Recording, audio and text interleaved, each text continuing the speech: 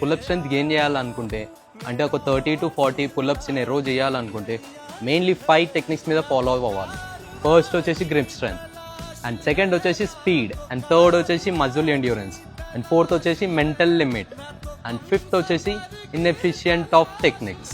ఈ 5 మీద ఫోకస్ చేశారనుకోండి మీరు ఈజీగా మీ ఫుల్ స్ట్రెంత్ అనేది క్రేజ్గా బిల్డ్ చేయవచ్చు. అంటే సపోజ్ మీకు ఒక 5 పుల్అప్స్ వచ్చినాయి అనుకో, 2 పుల్అప్స్ చూస్ చేసుకోండి. అందులో 2 పుల్అప్స్ చేసిన దాని తర్వాత ఇక్కడ ఒక 5 seconds హోల్డ్ చేయండి.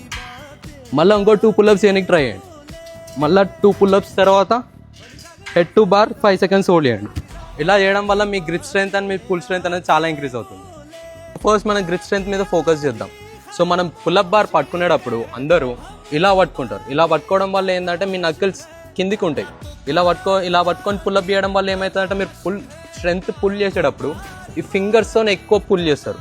అలా చేస్తే మీ ఫోర్ ఆర్మ్ అనేది ఈజీగా టైట్ అయిపోతుంది. అలా కాకుండా ఈ ఫింగర్స్తో కాకుండా ఇక్కడ నుంచి పుల్ చేయాలి.